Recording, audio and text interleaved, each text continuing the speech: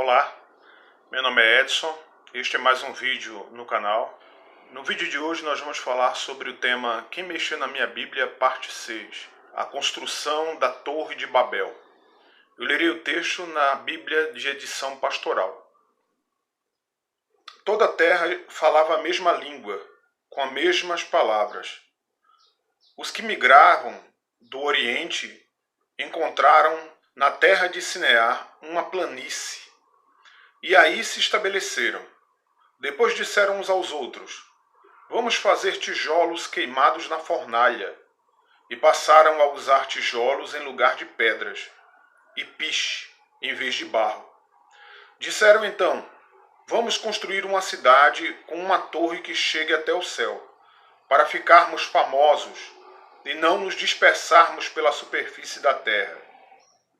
Javé desceu para ver a cidade e a torre que estavam construindo. E Javé disse: eles são um povo só e falam a mesma língua. Isso é apenas o começo de seus empreendimentos.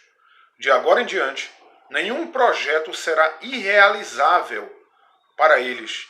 Vamos descer e confundir a língua deles, para que um não entenda a língua do outro. Daí Javé os espalhou por toda a superfície da terra, e eles pararam de construir a cidade. Por isso, a cidade recebeu o nome de Babel, pois foi aí que Javé confundiu a língua de todos os habitantes da terra. E foi daí que ele os espalhou pela superfície da terra. Essa leitura é feita a partir do capítulo de número 11 do livro do Gênesis até o versículo de número 9.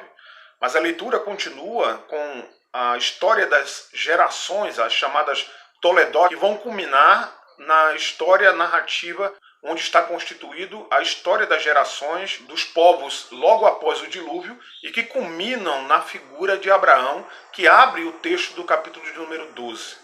O texto em si fala das relações de nômades migrantes que, por alguma eventualidade, convergiram as suas histórias dentro de uma região chamada Sinear. É interessante notar essa expressão desse nome, porque Sinear é justamente a planície na qual foi montada, construída a cidade da Babilônia. É claro que a Babilônia tinha outros nomes no passado. De Babi Apsu para a Babilônia, você tinha, por exemplo, a região dos caldeus, os povos caldeus, de onde vai se originar a figura de Abraão. Na abertura do capítulo de número 12 do mesmo livro do Gênesis, logo após esse texto que eu li, Abraão vem dessas mesmas regiões, das regiões dos caldeus, das regiões onde vai ser construída a cidade da Babilônia. Então, as memórias traditivas dessa região influenciaram demais a história de Israel, de tal modo que, mesmo a despeito da tradição oral pregressa, constituída provavelmente entre os anos de 1200 e 1100 a.C., quando essas tradições orais elas são incorporadas do segundo evento principal da história de Israel, logo a posteriori do Êxodo, que é a saída do povo de Judá do cativeiro da Babilônia para a reinstalação de novo na sua terra, para a reconstrução da cidade de Jerusalém, e na cidade de Jerusalém a construção do templo. Todas essas narrativas mitológicas, simbólicas do livro do Gênesis, do capítulo de número 1 até o capítulo de número 11, convergem, todas elas, para a realidade da destruição, devastação por parte da Babilônia, do cativeiro da Babilônia e do pós-exílio desse cativeiro da Babilônia. Todas essas narrativas são montadas em cima dessa perspectiva e são montadas muito provavelmente entre os anos 520 e 515 a.C., que é quando o povo de Judá sai das regiões do cativeiro da Babilônia e volta para sua terra sobre a égide do Império Persa na figura de Ciro o Grande. Todas essas narrativas são amarradas nesse sentido. E não é diferente a construção da Torre de Babel. Babel significa porta de Deus, mas Babel também significa confusão.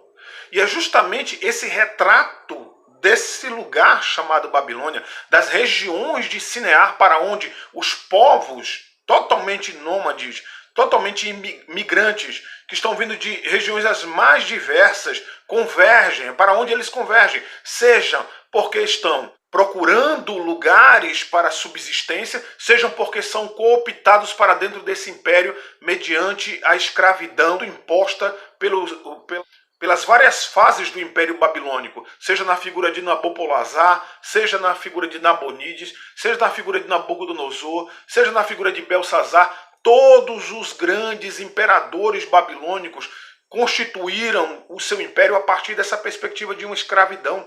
Construíram o seu império a partir da perspectiva de um cativeiro. Então, os povos que afluíam para essa região, fossem porque estavam sendo cooptados, fossem porque eram mercadores que levavam os seus produtos de regiões as mais distantes, numa espécie microcósmica de globalização, de alguma forma, esses povos convergiram para essa região na narrativa do Gênesis de número 11. Seja porque eles eram mercadores que estavam vendendo os seus produtos, sejam porque eles eram escravos que estavam dentro do império a serviço desse mesmo império babilônico. Então, essas narrativas, elas são montadas de que o império babilônico era para onde convergiam todos os povos. Os povos de diferentes línguas, de diferentes percepções de mundo, de diferentes costumes e culturas. Todos eles afluíam para o surgimento dessa cidade. E não apenas para o surgimento da cidade, para o gigantismo que essa cidade carregava.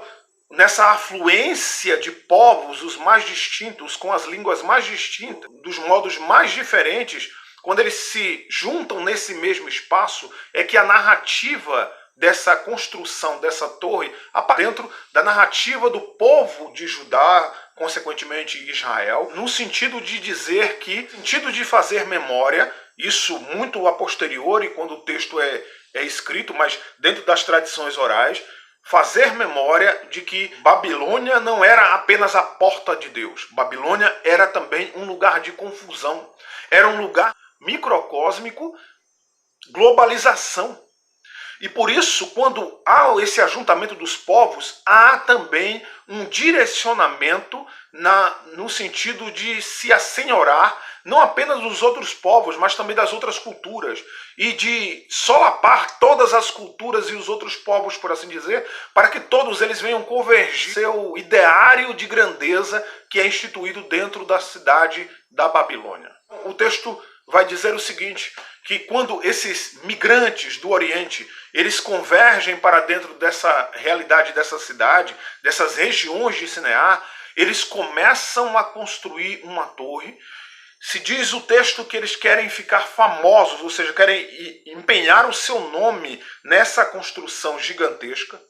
É interessante que, por exemplo, no poema da criação babilônico, o Enuma Elish, logo após a criação do mundo, o deus Marduk dessa criação, contra os demônios do caos, que está representado na figura do Apsu e da Tiamat, quando Marduk vence esses deuses do caos e começa a construir, e eu disse e repriso para vocês novamente, criação no Oriente Próximo era sempre construção, construção de cidades e construção de templos. Quando Marduk vence os demônios do caos, a primeira construção que ele institui é o templo de Exagila. E o templo de Exagila tinha na sua torre o lugar mais alto da cidade, na representação do poema. Da mesma forma, Babilônia era conhecida pelos seus edifícios suntuosos. E dentre os edifícios suntuosos, os mais suntuosos de todos eram os edifícios consagrados aos deuses. Por exemplo, no edifício de Exagila, que citei anteriormente, o último andar desse edifício era justamente em honra de Marduk, aquele que venceu o caos e que instalou a ordem dentro da Babilônia, o fundamento da Babilônia sobre o Apsu, sobre o abismo. Essas representações dessas construções, dessas torres, estava no imaginário de todos os povos antigos, não apenas no imaginário da Babilônia. É claro que o texto do Gênesis número 11 fala justamente dessa percepção de mundo, de quando o povo de Judá, por exemplo, estava dentro do cativeiro da Babilônia e olhavam a suntuosidade das suas torres, e dentre essas torres, como numa experiência de paraíso, visualizando árvores do conhecimento do bem e do mal e árvore da vida, nessa multiplicidade de torres que são erigidas a partir do solo dentro do espectro da cidade da Babilônia, uma torre se destacava acima de todas, que era a torre em honra do deus Marduk. E era justamente no último andar dessa torre que era consagrado a Marduk. Então, o povo de Judá, que está dentro do cativeiro da Babilônia, naquela experiência de olhar para a grandeza daquelas torres, eles se sentiam insultados, como quem dissesse o seguinte: ora, eles erigiram uma torre de tal modo que chega até o céu, e eles procuram arranhar o céu, né? Por isso grandes torres construídas no mundo a posteriori foram chamadas de arranha-céu. Quer dizer, eles querem arranhar a caricatura de Deus lá no céu, e isso Deus não deixará. E quando eles olham para essa suntuosidade dessas torres, eles internalizam esse tipo de pensamento. E essa percepção dessa suntuosidade dessas torres, ela estava no imaginário dos povos antigos.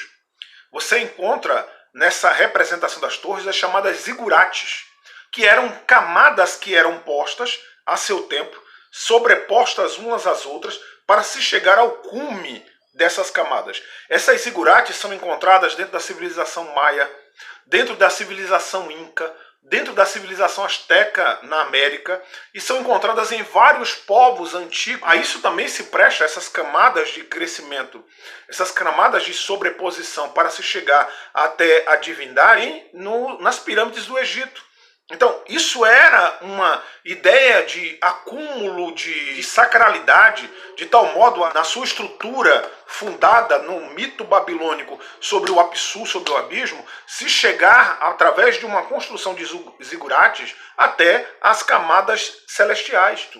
Na leitura que os povos que estão dentro do cativeiro da Babilônia, quando essa zigurate começa a crescer sobremaneira, de tal modo a tentar arranhar o céu, se tornar um arranha-céu primitivo, eles internalizam a história de que quem está no céu é Javé, e os babilônicos não teriam autoridade de chegar ao céu. E por isso mesmo, Javé desce na narrativa do texto, embaraça o pensamento dessa construção e, consequentemente, a comunicação pré-estabelecida entre esse povo babilônico e todos os outros povos que afluíam para dentro desse território. Por isso, há uma confusão de língua. Fica implícito de que eles não estão conversando sobre a mesma coisa ali. Cada um estava impondo o seu próprio pensamento, a sua própria promoção do seu próprio nome. Não era uma realidade de que a construção convergisse para um nome só, mas sim que cada um daqueles construtores que estavam ali estavam querendo colocar o seu nome acima dos outros nomes. Dentro desse espectro de pensamento, o texto bíblico de Isaías 14, versículos 13 a 14, diz a mesma coisa sobre a Babilônia. Os senhores da Babilônia tinham a ideia de subir até o céu, e sob as estrelas de Deus eles queriam assentar o seu trono. E é por isso que Deus se insurge contra essa pretensão humana no texto bíblico de Isaías 14, tanto quanto no texto de Gênesis número 11, da Torre de Babel.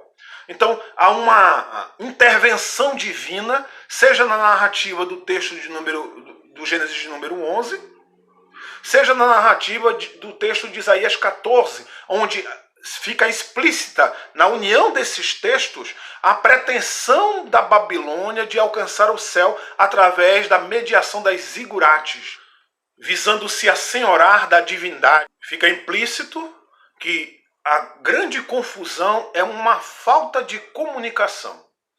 No imaginário das narrativas da Bíblia, ficou-se a impressão de que foi ali o exato momento em que a divindade chamada Javé confundiu todas as línguas do planeta. Por isso você tem alguém falando chinês, e outro falando inglês, e outro falando português, e outro falando espanhol.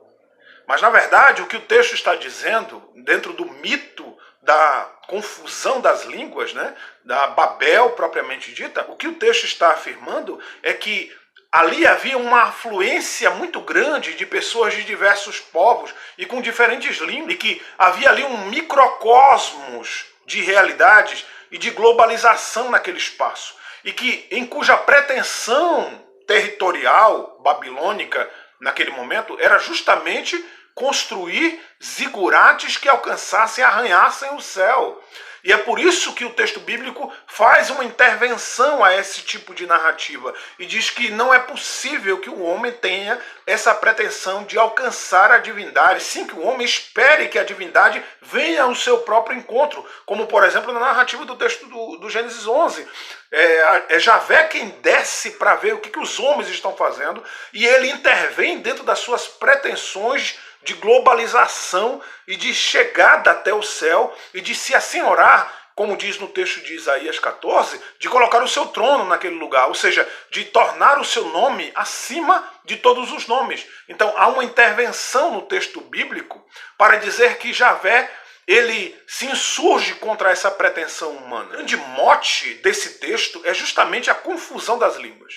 É o que fica implícito. Babel significa porta de Deus, mas Babel também ganhou a nomenclatura de confusão.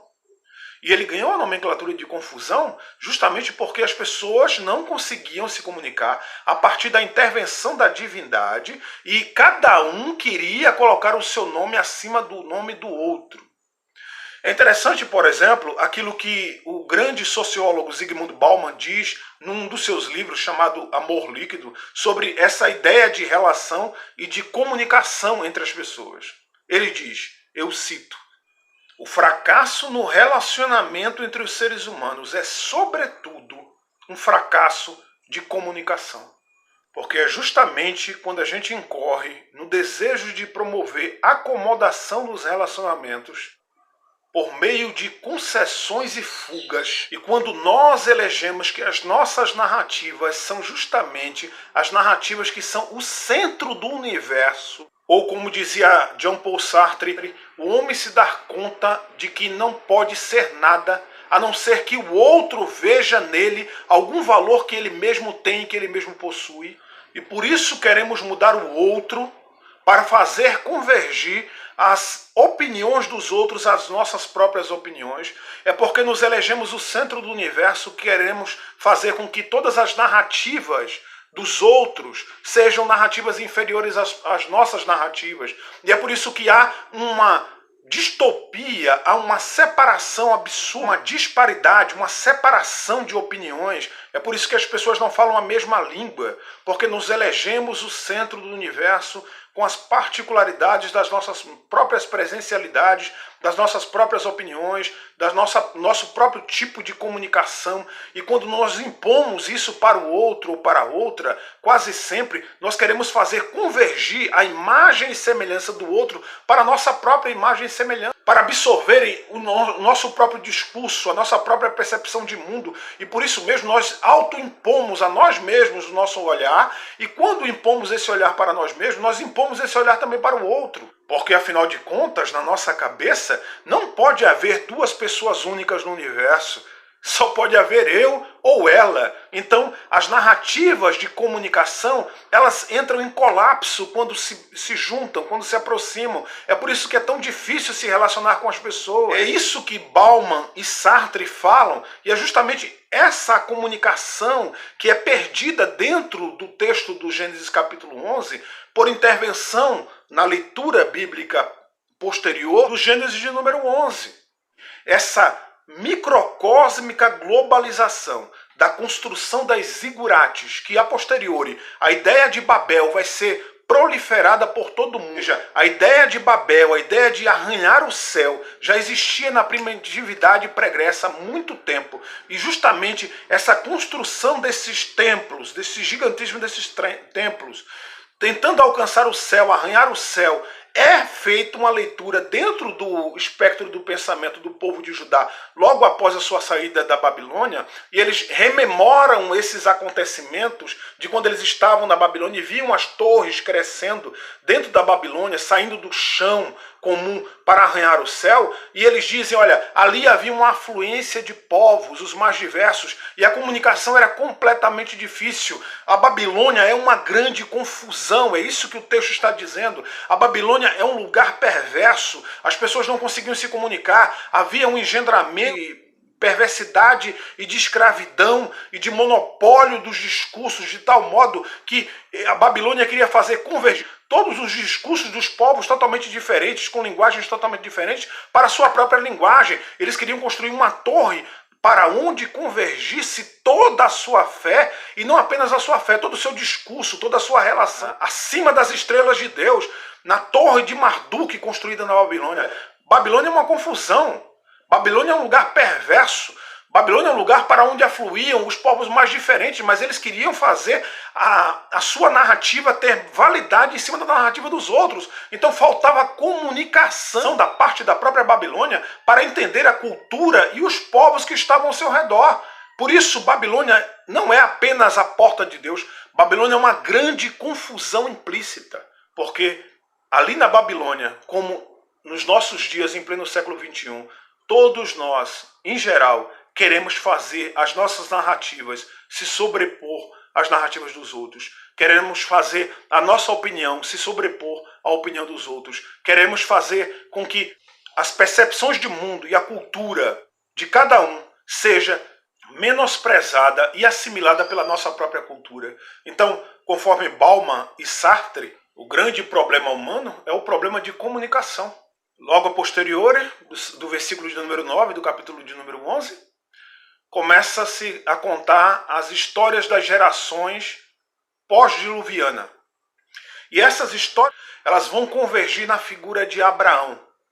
Essa contação dessas gerações é chamada de, no texto hebraico, de Toledot. É quando os textos das ancestralidades são amarrados de tal modo para convergir numa figura emblemática dentro do texto, que é a figura agora no capítulo de número 12 de Abraão. Nos capítulos de número 12 do livro do Gênesis, nós vamos falar sobre os patriarcas e as matriarcas de Israel, para a convergência de todo o livro, os próximos vídeos. É isso. Se você gostou desse vídeo, eu peço que você curta, compartilhe e se inscreva no canal. Grande abraço.